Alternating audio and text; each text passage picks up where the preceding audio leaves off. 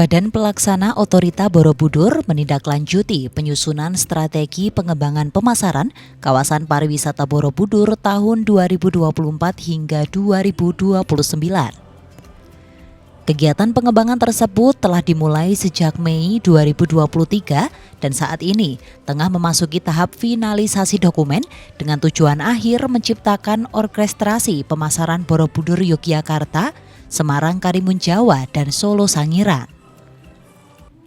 Dijelaskan oleh Direktur Keuangan Umum dan Komunikasi Publik BUB, Ramlan Kamarullah, bahwa pihaknya telah menyusun strategi baru pengembangan pemasaran pariwisata Borobudur dengan menjangkau segmentasi wisatawan Nusantara maupun mancanegara, di mana strategi baru tersebut mencoba berkolaborasi dengan Pusat Studi Pariwisata Universitas Gadjah Mada Yogyakarta.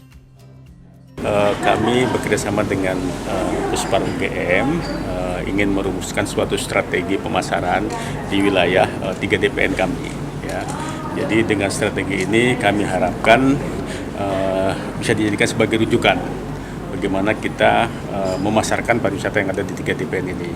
Dan ini terakhir ya, artinya sebagai kalau istilah kasarnya untuk menjahitnya lah. Kita sudah melakukan 3 FGD sebelumnya di masing-masing DPN, ya, di Semarang, kemudian di Jogja sendiri, dan juga terakhir kemarin di Solo dalam rangka FGD Solo Sangiran. Nah, saat ini kita akan menyimpulkan ya FGD sebelumnya untuk jadikan suatu ya kajian utuh lah gitu ya. Tentang bagaimana strategi pemasaran di 3 DPN ini. Sementara itu, Kepala Pusat Studi Pariwisata UGM Muhammad Yusuf mengatakan bahwa penyusunan dokumen yang dibuat guna memaksimalkan promosi untuk memeratakan kunjungan wisata di 3 kawasan tersebut.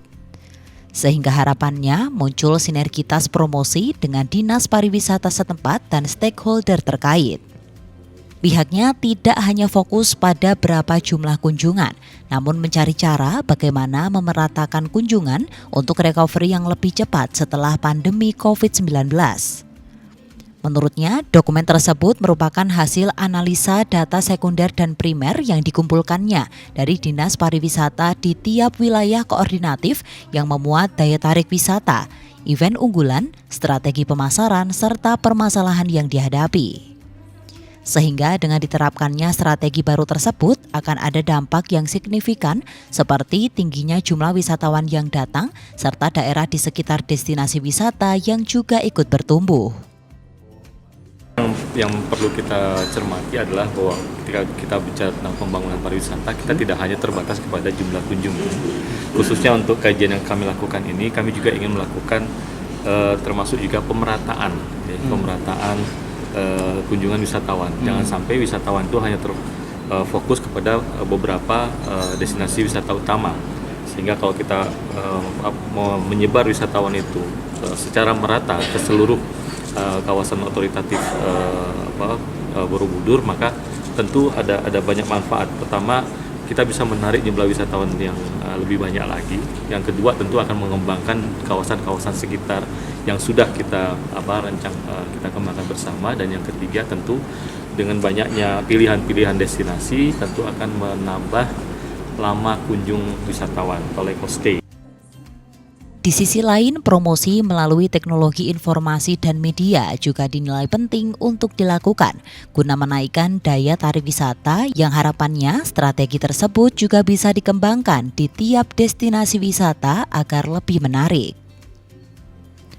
Dari Sleman, Daerah Istimewa Yogyakarta, Olivia Rianjani, Adi TV.